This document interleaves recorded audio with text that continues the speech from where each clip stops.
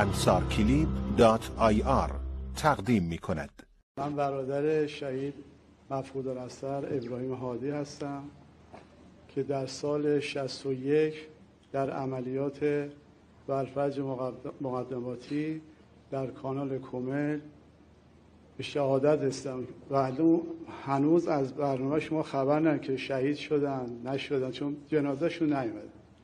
خانم کلهر یه اصطلاح خوشگلی به کار بردن، گفتن جاوید الاثر. خوشگل بود. بله، جاوید الاثر. آره خیلی قشنگه. همه شاهد همینن. خب بگین. شهید ابراهیم هادی سال 79 تا برنامه جنگ شروع شد به کردستان رفتم. 79 و 59 آره. به کردستان رفتم و یه 2 سالی اونجا بودم جزء اطلاعات عملیات کردستان.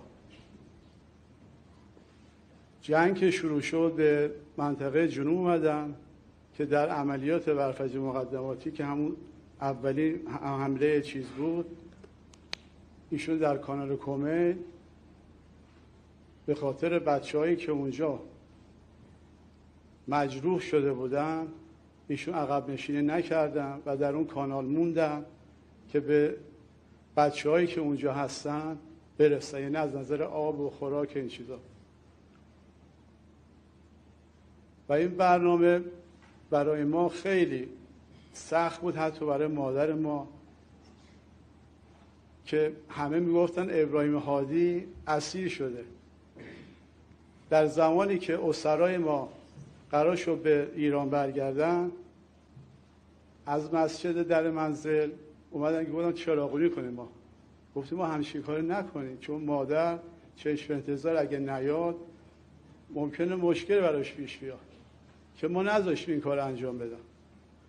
به محضی که اسرا دیگه مبادله‌شون تموم شد، مادر ما شروع کرد به یخ خوردن، برفک خوردن یخچال.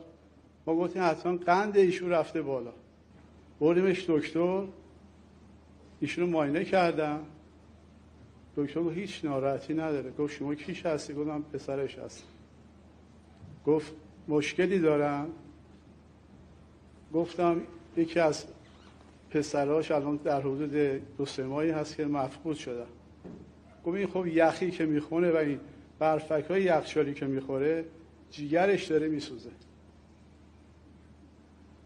و همین هم شد که روزی که مبادله اسرا تموم شد، بعد از 1 ماه مادر ما گفت همیشه خودش با پای خوش به بیمارستان میره. رسوندمش بیمارستان. دکتر به ما گفته بود که ایشون بعد 1 مدتی امکان قلبش از تو انفجار کنه. که ما رسید بالا سر مادر، دیدم دکتر دارن شوک بهش میدن. گفتم آقا دست نگرده. گفت چرا؟ گفتم مادر من میدونم که ایشون تموم کرده. گفت برای چی؟ گفتم خب من جریان ایشون رو میدونم که خون از بینی ایشون زد بیرون، که همون برنامه‌ای که دکتر به ما گفته بود قلب ایشون از تو انفجار کرد. و السلام علیکم و رحمت الله.